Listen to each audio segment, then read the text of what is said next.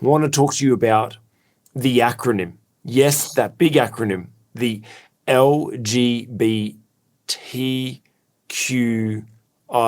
the alphabet, right? The alphabet acronym. And there was actually an interesting piece done by Rita Panahi.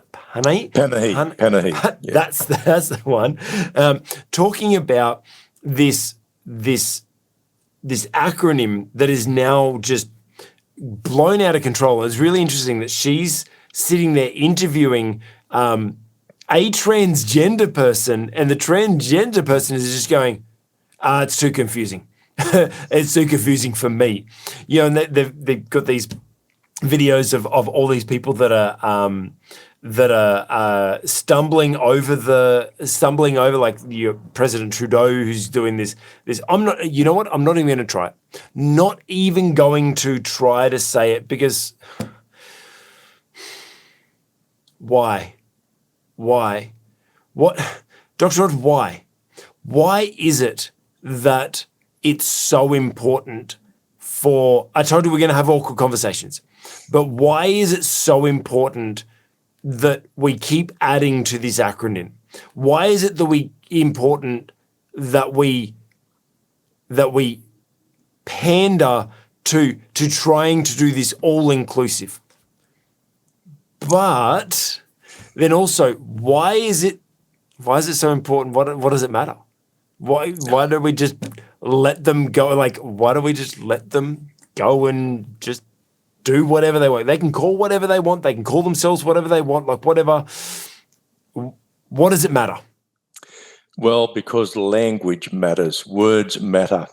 When we get to the point where a word can mean anything we say it means, then language has basically lost its use as a means of communication. Yeah.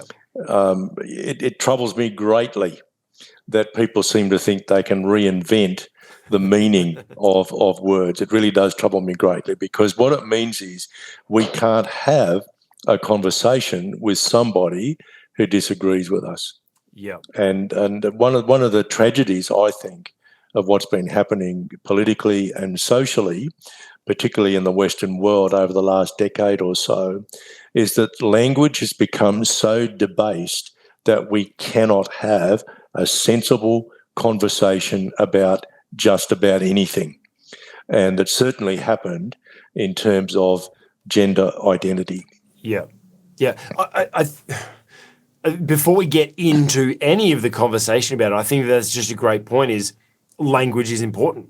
Like, we as leaders need to have, I live in the Dominican Republic. I speak basic Spanish, very basic Spanish. My Spanish is not all that great. My 2-year-old, almost 3-year-old son speaks far better Spanish than I do and understands it way better than I do. I understand the importance of language. Like, it is, if we don't know the words, I can speak words to someone and they don't understand the words that I'm saying, and so therefore the conversation is rendered mute. Pardon the pun. But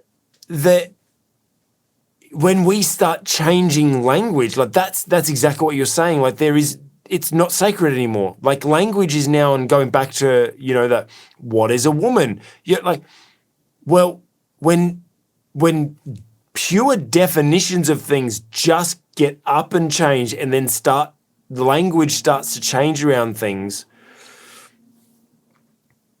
how are we actually meant to have a conversation? Because now words don't mean anything.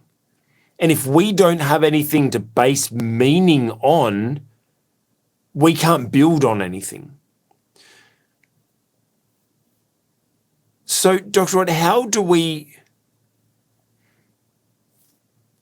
I'm going to play another devil's advocate for you here for a moment.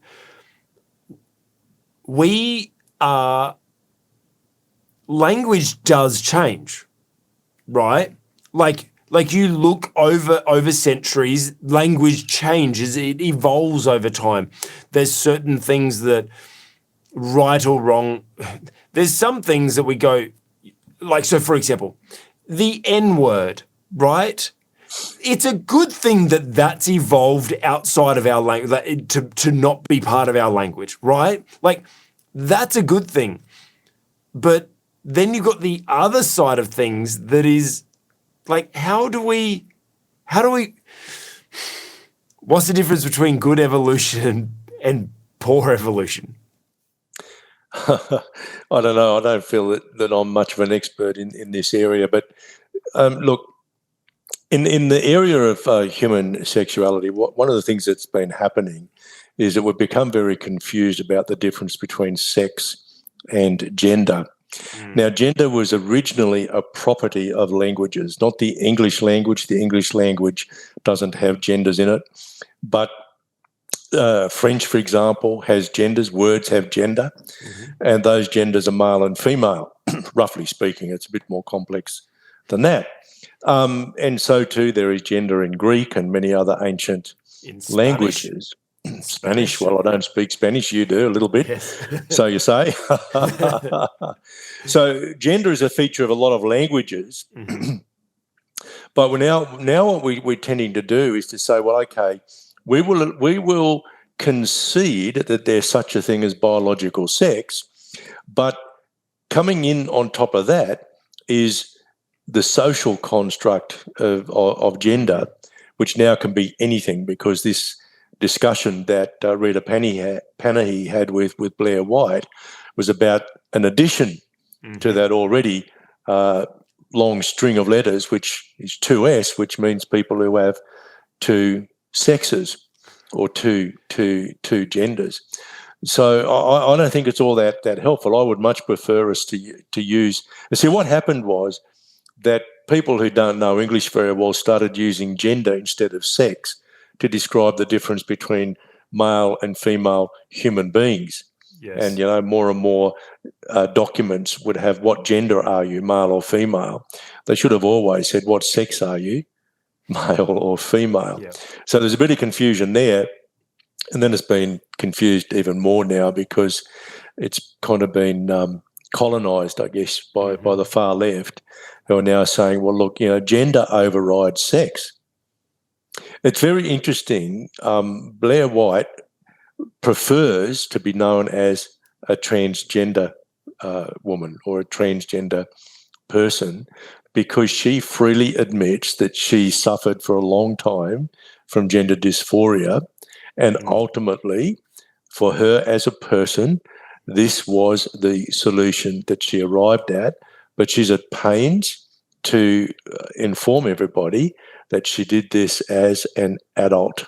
Yes. Not as a child, which raises a whole range of other issues. Look, she's a very, very impressive transgender person. She's confident.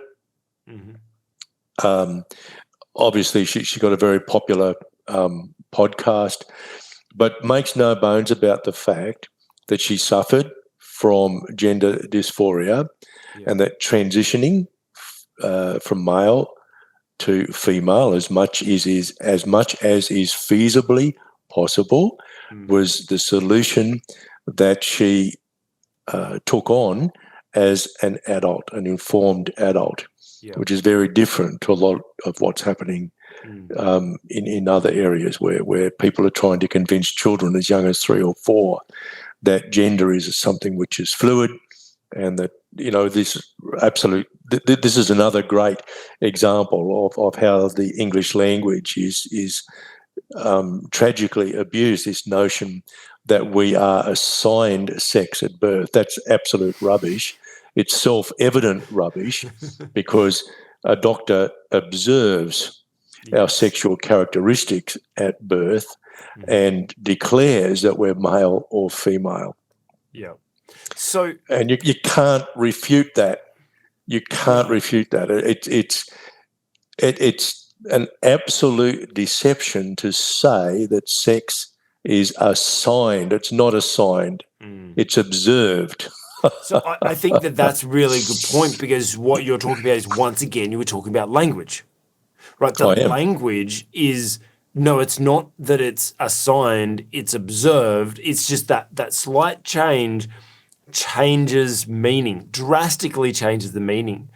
I think that this is kind of the reason why I wanted to highlight this, is because this is an awkward conversation that we shouldn't be allowed to talk about, that no one's allowed to talk about this. Well, give them the freedom to have whatever letters they want and everything like that. No, but there's reason why we as leaders, especially we as Christian leaders, should be standing up for this. It's because language is important. Words matter. That when we are articulating things, if words don't have meaning, then what we're saying has no meaning. And so in having these awkward conversations, I think it's important. I believe it's important for us as leaders to make sure we know what the meaning is of our language that we're using, and make sure we stand up for it. Don't allow your words to be taken from you, because without your words, you have no authority. How do you give people instruction? How do you drive an organization, drive a project forward? How do you drive a ministry forward if you're no longer able to use your words? If the words that you use now no longer have meaning? There's endless like parody, comedy sketches and everything like that of comedians that are now ripping off this idea of all these changing of meanings of words, and how ridiculous it's gotten, because you can't say, like, nothing means anything anymore. And so how are we meant to lead? How are we meant to have awkward conversations and talk about these things that we shouldn't be talking about if we can't be firm on our language, on our words? And so my encouragement to you is, make sure you stand firm on the meaning of the words you use. Don't allow anyone else to filter it down, to dilute it, to dilute the meaning of it, or even to infect the meaning of your words. Stand true. If you're going to have awkward conversations, make sure you're able to stand up for the meaning of words. If someone that you're having an awkward conversation starts twisting words, let's break it down to the meaning. And that's what, once again, why, going back to that Matt Walsh documentary, of just asking, what is a woman? Okay, so we can't agree on this. What do you mean by that word? And that's how we can start having better conversations about awkward topics, about taboo things as leaders, is by making sure we are firm about what the meaning of the words that we use are. Hey, you just watched an excerpt from the On the Cube Leadership Podcast. If you like that, hit the like button and put a comment below. Hey, if you want to watch more videos like this, check out our channel, and while you're there, make sure you subscribe.